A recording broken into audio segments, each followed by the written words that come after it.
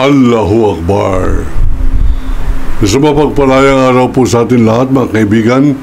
Ito po ang Kawal ng Demokrasya, Kawaldi Carbonell, nagsasabing Assalamualaikum warahmatullahi wabarakatuh.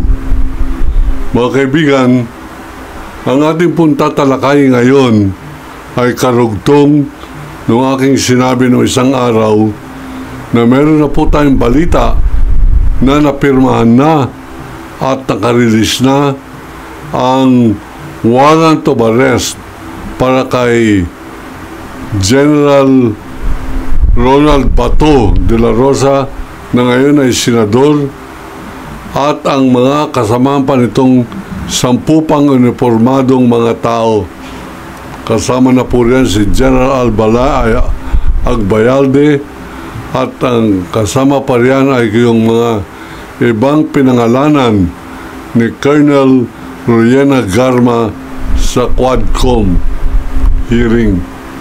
Alam po ninyo, sang-ayon po doon sa ating kaibigang journalist na nakabase ngayon diyan po sa Europe, abay nabalitaan niya na po yung aking pong hiningin balita sa kanya kung nandyan na ba at nakahanda na ang warrant of arrest para kay General Ronald Bato de la Rosa at 10 pang kasamahan. Kasama na po riyan si Vice President Sara Duterte sapagkat nung siya po ay alkalde, sangayon po doon sa principal na witness, ang lumalabas pong principal na witness doon po sa The Hague, Netherlands, sa International Court of Justice ay walang iba kundi sila dalawang nagbuo o miyembro ng Davao Death Squad, si Sergeant Arturo Las Cañas at ang killer na si Edgar Matobato na hinirang ni Rodrigo Roa Duterte na isang mamamatay tao ng mga pinaghihinalang suspect sa heinous crime, mga snatcher ng cellphone sa Davao at mga petty criminals. Pinapapatay po yan. Kaya po nagkaroon ng di umano malaking takot ang mga tao dyan po sa Davao, at ito po ang pinagbabatayan ni Rodrigo Duterte at ang kanyang naging mayor na anak na si Sara Duterte na napatahimik nila ang Davao City sa kadahilanan ng pagpatay ng maraming mga Pilipino o mga pinaghihinala, mga durugista na pinapangalanan pa at binibintangan, nire-red tag, dina-drug tag ng mga ilang mga pulis. Kasama na po riyan sa nagre-red tag o nagdra-drug tag na tinatawag na yung mga pinatay ay mga durugista, walang iba kundi ang miyembro ng party list Duterte Youth Party List, mga kaibigan, na yung pong overage na mandarayang kongresista ng pangalan ay Cardema, mag-asawa po yan. Mabuti na lamang at itong pong nakarang halalan, hindi na po na-qualify yung mag-asawang mandarambong na mga congressman sa party list ng Duterte Youth, mga kaibigan. Pero babalikan po natin yung pong balita na ito hinggil po sa warrant of arrest ni Ronald Bato de la Rosa at 10 pang iba, kasama na si Vice President Sara Duterte. Nandyan na po yan. At atin po itong hihimayin at papalawagin po, papalawigin po natin ang ating pong pagbabalita tungkol sa mga detalye niyan matapos po ninyong i-like, i-share at dyan po sa bottom, sa ibaba, libre naman yan. Pindutin lamang ninyo yan, subscribe, magyaya pa kayo ng iba pang mga kaibigan, kumare, barkada na mag-subscribe upang sa ganun ay katakutan po ng mga kampon ng mga pro-China na mga taga Davao. Ito pong ating YouTube channel, Kawal ng Demokrasya, Waldy Carbonell. Okay, sabay-sabay po natin ngayon pindutin yung nakalagay na subscribe sa ilalim. Pakipindot po yan, libre po yan, wala pong gasto sa load, walang gasto sa sisingilin sa inyo, kundi magpapakita lamang kayo, magpaparamdam lamang kayo na kayo'y nakikiisa sa paninindigan ng Kawal ng Demokrasya na kailangan tungkulin po natin labanan ang kasamaan na naghahari sa ilalim ng kulto at rehimen ni Rodrigo Traidor Duwag Duterte. Mga kaibigan, sa ngayon, dito po naman sa Maynila, sapagkat mukhang meron din po mga contact o intelligence officer o mga chismoso na nakabase sa Netherlands, sila Duterte at si Sara, may pinaghahandaan po nila yung TRO diyan po sa Supreme Court of the Philippines. Yung TRO or Temporary Restraining Order ay pansamantalang makakapigil diyan po sa pag-implement ng ating kapulisan at ng International Police ng warrant of arrest. Pero hindi pa po nila malagay ang mga detalye sapagkat pareho po ng ginawang operation kay Rodrigo Roa Duterte. Bandang huli na, nung arestoy na, at saka lamang po nila inilabas yung warrant of arrest at saka lamang nagkaroon ng detalye, ngunit hindi na po nahabol o hindi na inaksyonan ng Korte Suprema. Ngayon, lahat po ng kanilang mga abogado, hindi po 16 abogado yan, lumalabas 21 pa lang abogado riyan, mga kaibigan.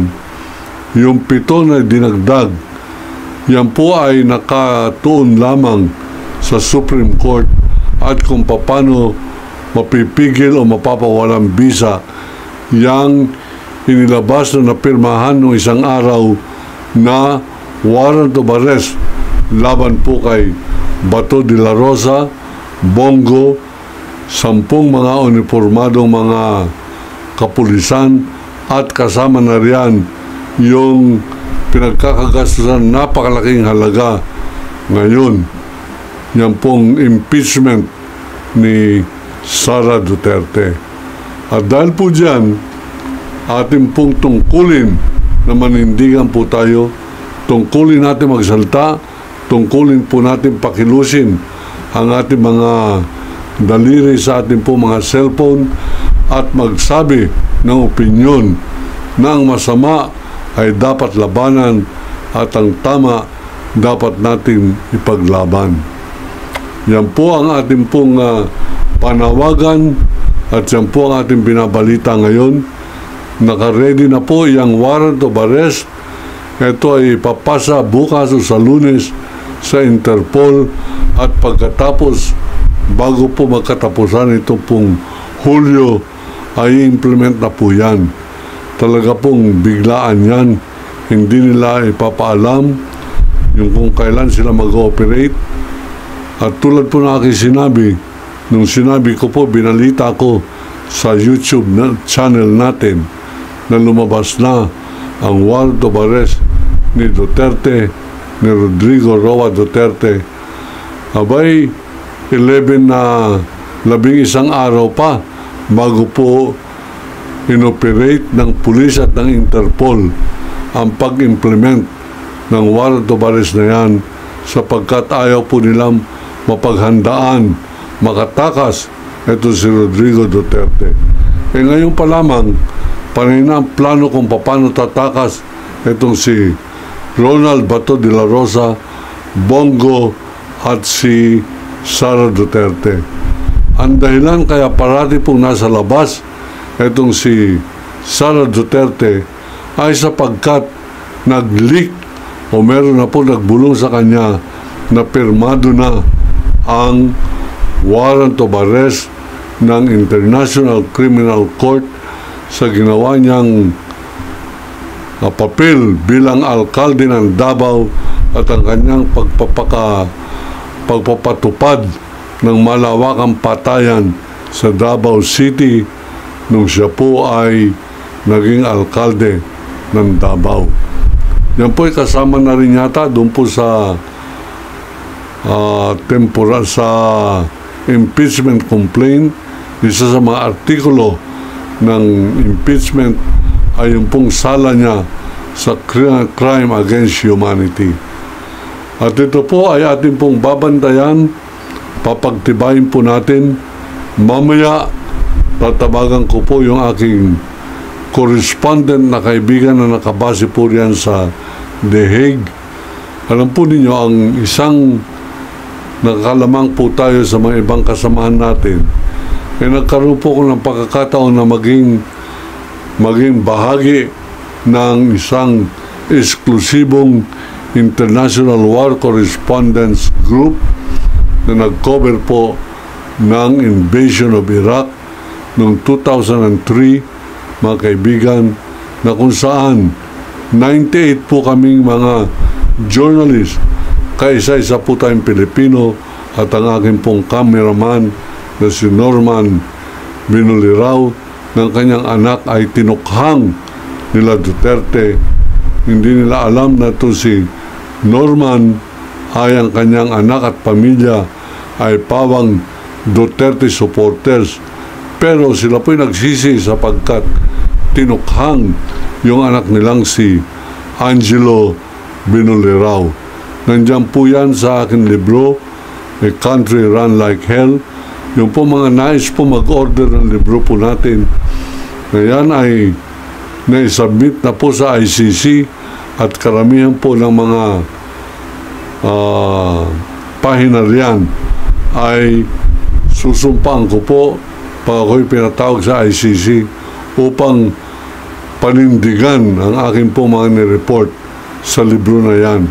Pinagbawal po ni Rodrigo Roa Duterte ang pagbibenta niyan nung siya po ay presidente sapagkat yan po ay aking nilunsad sa University of the Philippines Alumni House noong 2018 o 2 taon nang nagiging Pangulo itong si Rodrigo Roa Duterte.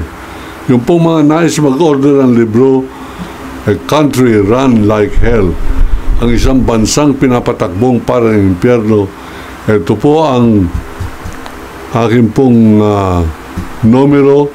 Iti-text lamang po ninyo yan, ibigay ang pangalan, complete address, papadalan po kayo ng libro, saka na po ninyo bayaran pag natanggap na po ninyo yung libro. Saka lamang po kayo magpapadala sa GCash ng halagang 1,000 piso. Yan po pinaka-advertisement ng ating pong channel Kawalan Demokrasya. Hanggang sa muli ay aking pong ipapalo up maya-maya lamang mag-international call po tayo sa The Hague, Netherlands upang malaman po natin ang iba pang mga detalye ng warrant of arrest na papirmahan na at ipapadala na po sa Interpol upang ma-implement dito sa ating bansa laban po sa mga masasamang alipores ni Rodrigo Roa Duterte kasama ng kanyang anak na pilit na pinagtatanggol ng mga senador ngayon laban po dyan sa impeachment hearing sa Senado. Ako po ang kawal ng demokrasyang naninindigan para po sa bansa at nagsasabing iniibig ko ang Pilipinas. Allahu Akbar.